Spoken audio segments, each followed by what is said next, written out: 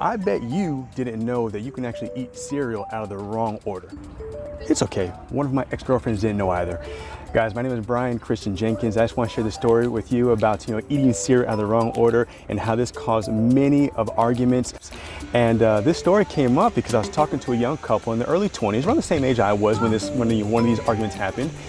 And one thing I picked up and recognized that's not anything unique to them, but in any kind of relationship, is that sometimes we can get so convinced and so focused on trying to defend our standpoint, our viewpoint, our truth, our reality, our way of life, our teachings, whatever it may be, that we completely forget to try to understand the other person. And I believe that that really should be the objective of any kind of discussion, any kind of argument. If it ends up being an argument, is to try to understand the other person. Why is the other person doing what they're doing? Right? Because if we can understand that, we can actually try to make more sense of it and hopefully have a better understanding and avoid unnecessary argument and energy and bickering and fighting. So I'm 22, 23 years old, and my girlfriend went to go, like she does every single morning, to take out a box of cereal. Well, she didn't go to reach for the box of cereal that was already open. She went to open a different box of cereal that was a different flavor, that was completely closed, because that particular morning she she was in the mood for a different cereal. Me seeing this, watching her like a hawk, seeing what cereal she's gonna go for, I took every opportunity to jump on her case and say, hey, stop. You cannot open this new box of cereal before you finish the already open box of cereal. And the look she gave me was complete astonishment. She was shocked. She didn't even know if I was getting cereal. She goes, well, yeah, I don't want that cereal that's open. I want the other cereal. I said, yeah, I understand you want the other cereal, but what I'm saying to you is that the cereal that's already open is already open. We have to finish that first before you move on to the new box. And she says, but why? And I kept repeating myself, because you haven't finished the first box of cereal that's already been open. Now, where did this come from?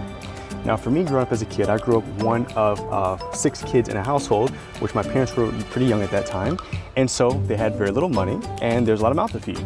So in my parents, more so my father's way, but in my parents' way of making sure that all the food and no food went to waste is when you open one box of cereal, we all ate that and then we moved on to the next box. You do not skip cereals. You don't open various boxes. It doesn't matter if there's 10 different flavors of cereal, you're gonna finish box number 1 to make sure this doesn't go stale, to make sure the roaches don't get into it, whatever it may be, just so you know we didn't have roaches in our house. So that idea was drilled into me so hard from like most of my childhood that still stuck with me now when I moved to share space with one of my girlfriends. And so without even understanding why it is I was holding on to that, without even understanding why it is that my parents put that, I guess, that rule or that norm into practice, when we were kids, I was taking that lesson with me and then carrying it into the new life, my own life. I was taking lessons from, my past life, from my parents' life, and putting into this new life and causing conflict. And not even realize that, but then defending it. I can only laugh about this now, but I feel actually, I just want to give you, if your girlfriend does actually see this, my apologies for that. You were completely right. I was being a jerk. And so in that, it just really made me think of like how it is that we go and we have interactions on a day-to-day basis in our relationships, in friendships, at the job, with people we meet on the street, things we don't understand about other cultures, other races, other religions, other countries, even within our own family. There's things that we just don't understand, and we don't necessarily have to understand it. We don't have to understand their actions, but maybe understand their motivations, right? Why is that person doing that? Why are they saying that? There's usually a reason behind that.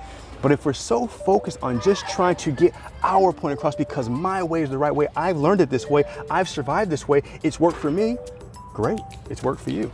There are billions of other people who've done it in exactly different way, and they survived as well. So just some food for thought to think about again, how it is that when we're going into a conversation or a disagreement, can even be a negotiation, is what are the intentions going into it? Are you going into it to defend and to convince the other person that your position is right?